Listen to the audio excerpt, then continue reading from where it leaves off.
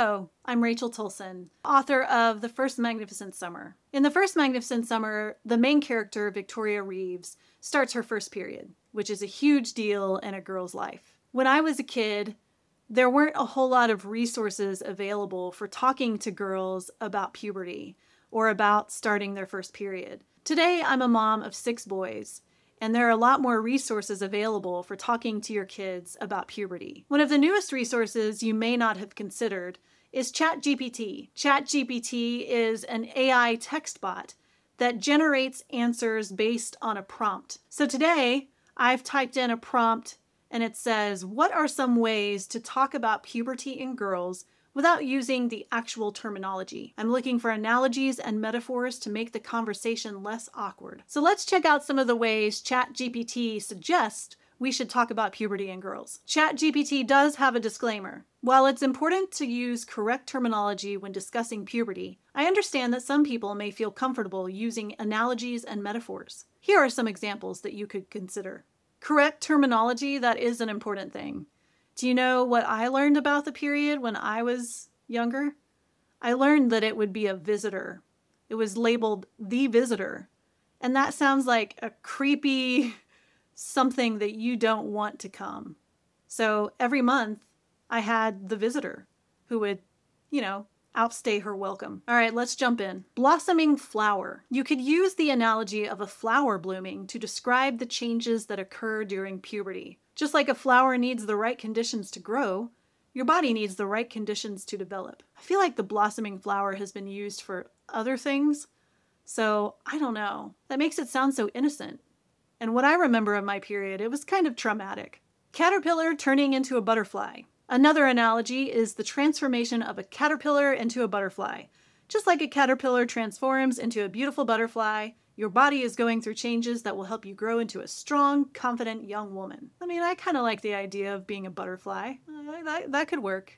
But, metamorphosis, that's kind of a cliche now, so it's not quite as creative as I would want to be, I think. Changing seasons. You could also compare puberty to the changing seasons. Just like the seasons change and bring new growth, your body is changing and growing, maybe.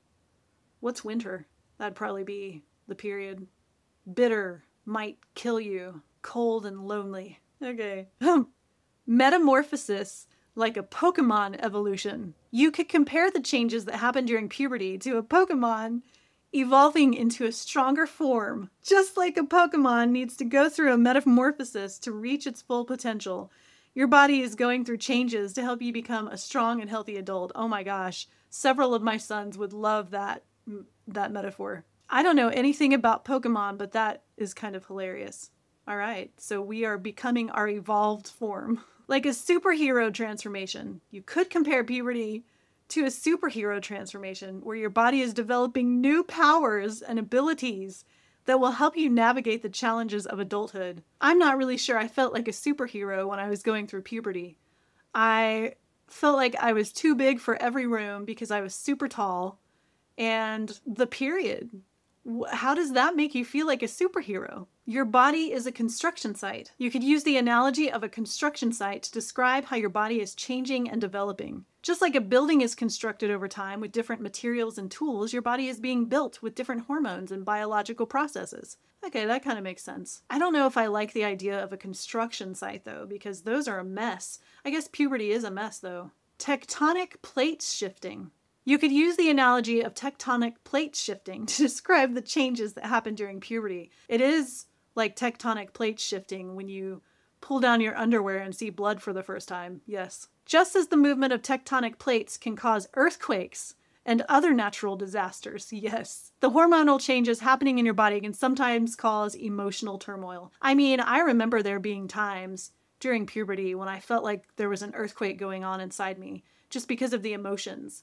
And then, put the period on top of that. I know I keep going back to the period, but it really is it's a traumatic thing for some girls. And it was for me. Puberty is like a roller coaster ride. Just like a roller coaster, puberty can have its ups and downs.